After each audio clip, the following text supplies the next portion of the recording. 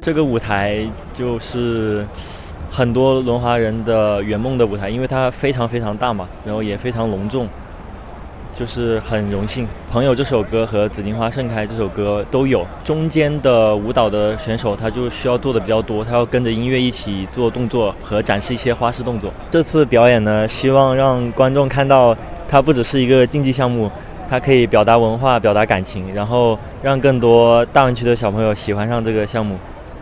啱啱喺全運會創下3.793秒世界紀錄嘅李佳瑞，